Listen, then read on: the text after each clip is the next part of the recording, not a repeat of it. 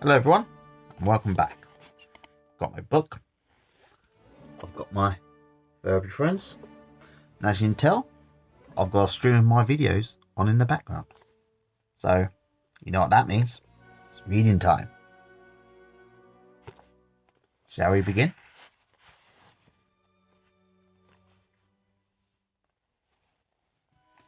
The mother and father, particularly the mother since she is the most influential parent in the early years,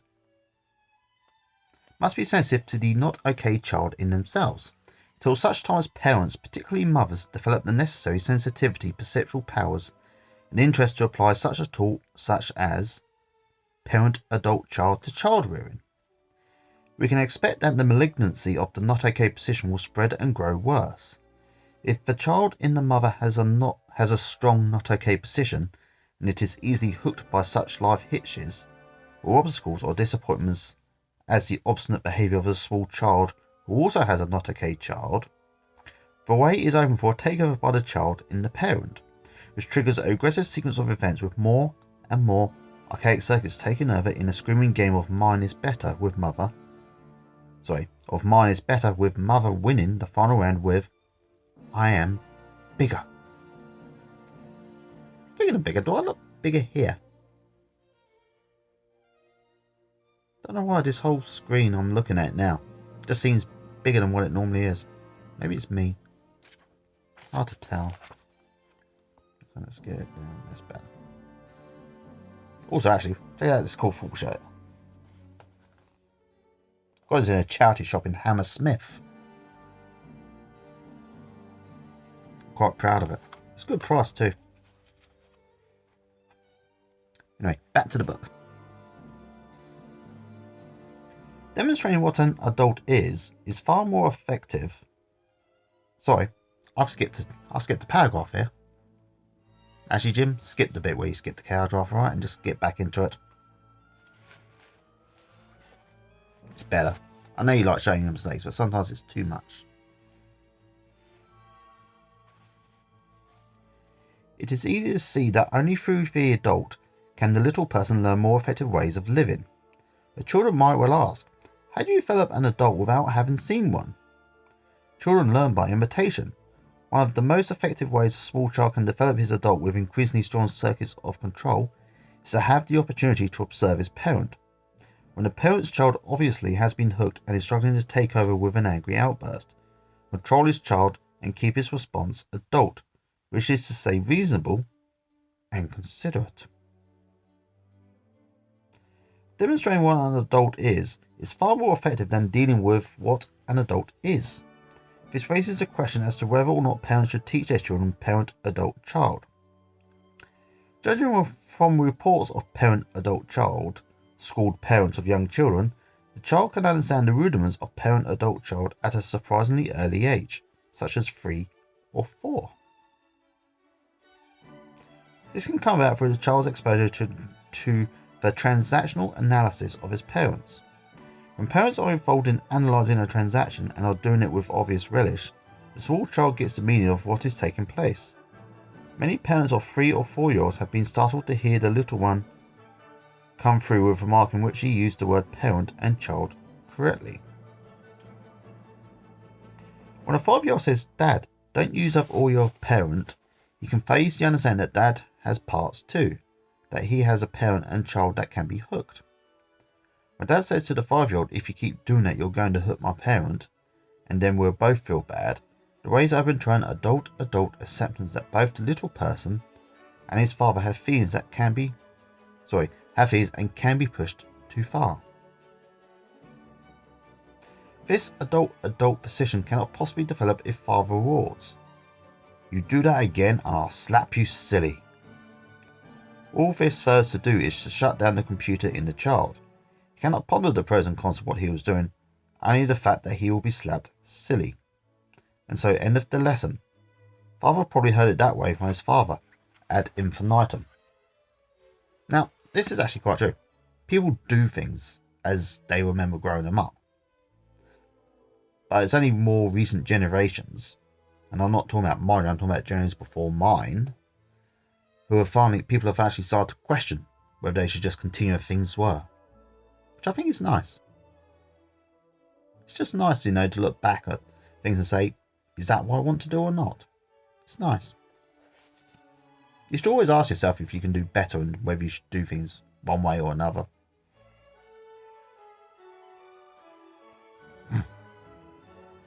A word of caution is important here. Any reference to parent, adult, child, particularly game calling by parents when their youngest child is activated, is heard as parent.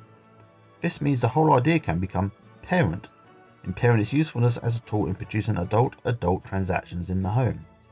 You can't teach PAC to an angry, adrenaline-charged child. The answer is to be adult when the heat is on. Parent-adult-child can be talked about academically on other occasions though, giving the youngster the data by which he may be able to come to his own aha experience. In time, the use of these words enables children to begin to express feelings with words rather than to act out their frustration in temper tantrums in order to dominate the situation with the only tool they have had, their emotions. When one considers the almost insurmountable barriers to the development of the child in childhood, the amount of irrationality or just plain cussedness prevalent today is not surprising. The child's curiosity, his need to know, is a manifestation of his developing adult and should have the protection and support of sensitive, perceptive parents. However, sensitivity and perceptiveness can be hard to come by for couples who find the insistent demands of their children too much to cope with because of their prior demands of their own parent and child. The emancipation of the adult from archaic data can make such positive attitudes as patience, kindness, respect, and considerateness a matter of choice. Choice is one being consistently helpful to the small child or beating him down and back into catastrophic terror with the bellowing of the archaic parent, product of countless generations of parental self-righteousness. As the philosopher is conditioned to ask in every transaction, what follows?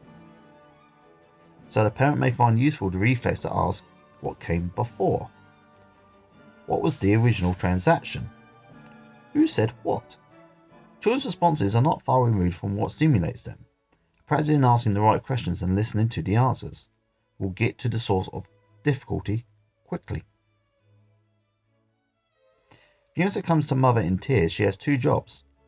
One is to comfort the upset child, and the other is to get the adult working. She can say, I can see that someone made you feel badly, and it's hard to be little. And sometimes the only thing you can do is cry. Can you tell me what happened? Did someone say something that made you feel bad? Very quickly, the transaction that produced the trouble is reported, and the mother and youngster can talk about it adult to adult. Sometimes we find children taking advantage of each other. For instance, big sister cheats her little sister out of some money while deliberately confusing her. We promptly chastise big sister for this high-handed deal, but we must ask ourselves, where did she learn that? It may have been just innate inventiveness, or it may have been a lesson learned from mum and dad. Be clever and make lots of money. It's really more important than people, even little sisters. We often forget how quickly the value judgments we make are reflected in the actions of our children. H. Allen Smith recounts a story written by a 9-year-old girl. Once upon a time there was a little girl named Clarissa Nancy Imogene LaRose. That's a long name. She had no hair and rather large feet, but she was extremely rich and the rest was easy. Yeah, it sounds about right. Besides asking what came before, the adult can also ask what is the important consideration here. The parent is effusive and will pay all kinds of reasons why one must, should, mustn't, etc. This diatribe hits the little child as if it were coming out of a fire hose, and he hears nothing at all.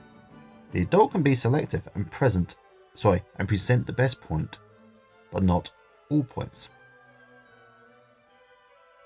A transaction particularly disorganizing to a youngster is one in which the parent, in answer to a request by the youngster, tediously gives all the reasons why he shouldn't do something instead of simply stating the main reason. If that main reason isn't robust enough to be stated in simple terms, then perhaps it should be rejected. 6-year-old comes into the... Sorry, let's start that sentence again. The 6-year-old comes into the kitchen followed by 4 playmates. The time is 4:45 in the afternoon. Mother is preparing dinner which she's also sampling. 6-year-old says, "Mother, may we have something to eat?"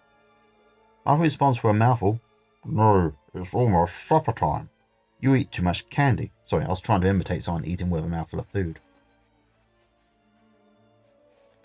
"It's bad for your teeth. You'll have to get fillings." As she notices because she herself has fillings. "If you eat now, you won't eat your supper." Even though she is eating right now. "Go on out and play. You're always dirtying up the kitchen.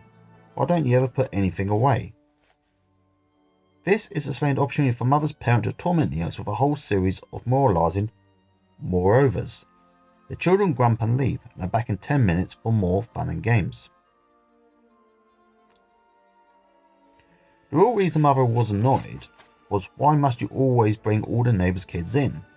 I'm tired of giving all the ice cream to the neighbours' kids. There was never any left for us." At this particular moment, this was the real reason, and it was a valid reason. But being unable to actually say this, she loaded her daughter down with an avalanche of peripheral data. Rather than growing from this type of transaction, the child shrinks and begins to learn peripheral, or distorted, ways to beat the establishment. Politeness prevented her mother from giving the real reason. She would have been better off simply to say, "No, we'll talk about it later." Then, in the absence of the other children, she could have explained the realities to her own child. Or she could have devised a treat that would include the other children but wouldn't use up the expensive treat, such as the ice cream. As it was, she loaded the transaction with inconsistencies, using questions in the child's mind, such as, "How come you're eating and we can't eat? What's wrong with fillings? You have fillings. You dirty up the kitchen too. You eat candy. How much is too much candy?" It is just as oppressive, if not infuriating to the child as it would be if a grown-up, on asking his boss for a raise, were made to listen to the full reading of the 10 Commandments. To be fair, if I asked my boss for a raise and they just started reading out the 10 Commandments, I'd take that as a red flag. I'd also take it as a no.